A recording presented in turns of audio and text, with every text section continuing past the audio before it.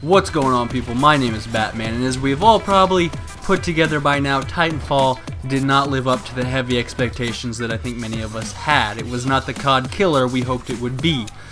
EA has stopped releasing sales figures for the game, which is uncommon and generally is a sign of poor sales. And I want to go over what went wrong, what the next Titanfall can do better, and why there's plenty of reason to be optimistic that the next Titanfall will come through in a bigger way. So for starters, I did thoroughly enjoy the core gameplay mechanics of Titanfall. I had a lot of fun wall running, and the Titan fights were exhilarating, and pulling pilots out of their fucking cockpits and smashing them was satisfying.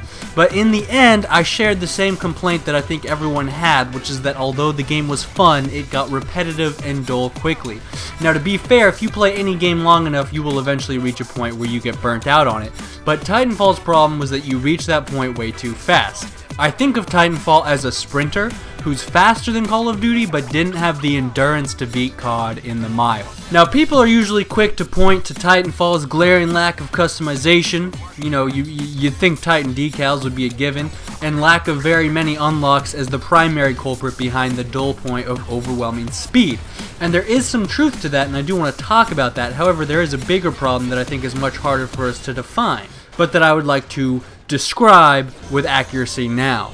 The core gameplay mechanics of Titanfall, specifically the wall running and the Titans themselves, make it very difficult, if not impossible, for developers to direct the flow of combat in a match through traditional mechanisms. This has reduced heavily the amount of gameplay variety available and the diversity of your Titanfall experience in general, from map to map and from playlist to playlist. The diversity of your experience is what keeps the game fresh. It's what provides the game with longevity. The reason people get so upset with COD's re-releases every year is that they don't feel there's enough diversity from game to game. Now, obviously, there are many ways for developers to diversify your experience, but the most effective and consistent mechanism that they can employ is map variety. A new map is the best way to provide a novel take on the same core gameplay.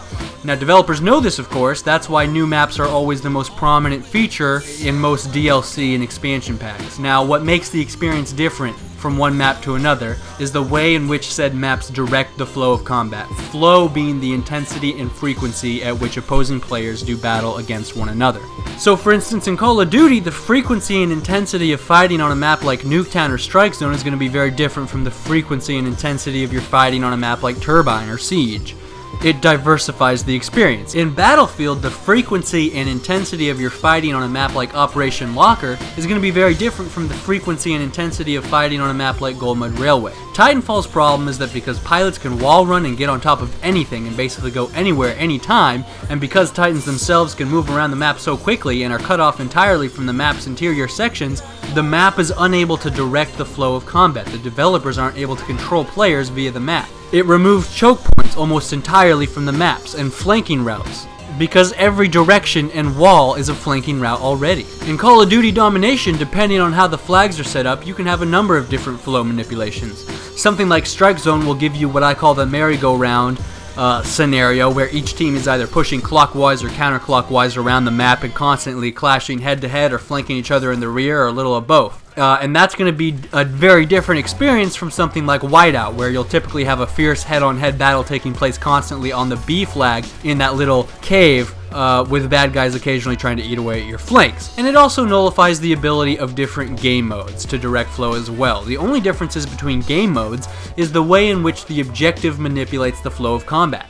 A game mode like Hardpoint or Drop Zone is going to have scattered forces around the map constantly converging on a single position.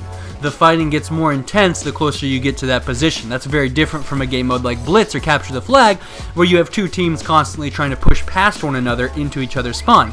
It's just different types of combat flow. Sometimes the differences are minor, sometimes they are major, but they are different. Titanfall's problem is that because everyone can always get around the map so quickly, the flow is almost always the same, regardless of what map or what game mode you're playing on. The combat is consistently scattered in the same way it might be scattered in, say, a Call of Duty TDM match. I really liked Capture the Flag in Titanfall because that was the one game mode that I felt mixed up the flow. But Pilot Hunter, Hardpoint, and Attrition all felt very similar to me in terms of the scattered around the map flow of combat. And the AI, which is another core gameplay mechanism of Titanfall, the AI I feel enables players a lot of the time to stay scattered, because if the AI weren't there, players would be constantly looking for other human players, but because the AI are there, scattered players will get caught up in their own battles against groups of AI in scattered places around the map and thus not be flowing in any way at all. They'll be staying in one position, just kind of, you know, eating their way through AI. Now, it's not that there were no differences in variety, period,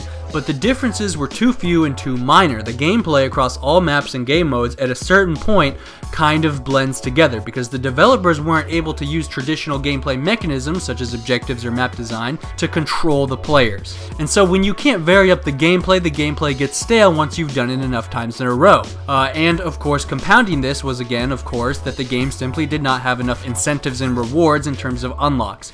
That's why other games are always sticking in random shit like player cards and emblems and battle packs, and now COD has supply drops, which is the same exact thing, and guns and attachments and, you know, whatever else. Prestiging, of course, the devs want to make sure you always have something you can reach for, something you can be working towards, something you can be working to unlock, because that's the other big thing outside of diverse gameplay that gives a game healthy longevity, a constant stream of goals for you to attain, as meaningless as they may actually be. You ever notice how if you don't prestige, other players who are prestiging get pissed off at you because you're basically calling them stupid by not playing along? What it comes down to is phases.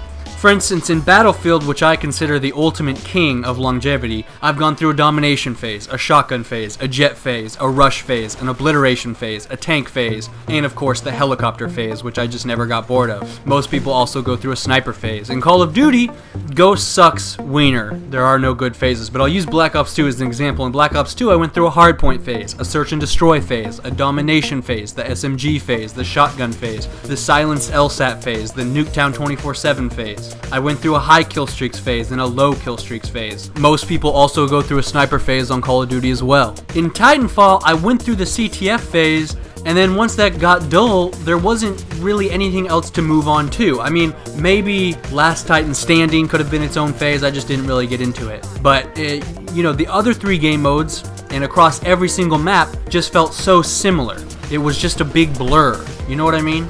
And recently when I got back on Titanfall after a few months break from it, I had a bunch of fun at first, but then the same thing happened where it got kind of dull, kind of fast, even on the new DLC maps. Now, I don't think this was the developers failing. I think this is what happens when you try bold, unprecedented stuff that hasn't been done before. You run into unforeseen roadblocks. This is the cost of being a pioneer, but I really am optimistic for Titanfall 2, especially because I feel like a big part of the reason they weren't able to include more unlocks and such this time around was because they were capped on the 360, which they were trying desperately to port Titanfall 2 at 60 frames per second and still missed that mark. But next time around, they're going to have a lot more freedom to switch things up. And I think, at the very least, this first Titanfall will have been a strong learning experience for them. And we've seen this in the past where the second game is always kind of like the, you know, the big one. For instance, Modern Warfare 2, Halo 2 would be the prime examples of that. Because it takes the first game to see what's working and what's not, and then in the second game, they can remove what didn't work and supercharge what did work. So I am very confident for Titanfall 2. Anyways, if you have anything to add to this, feel free to. If you think I'm wrong, let me know why. Please remember to thumbs up the video. This is Batman, signing out.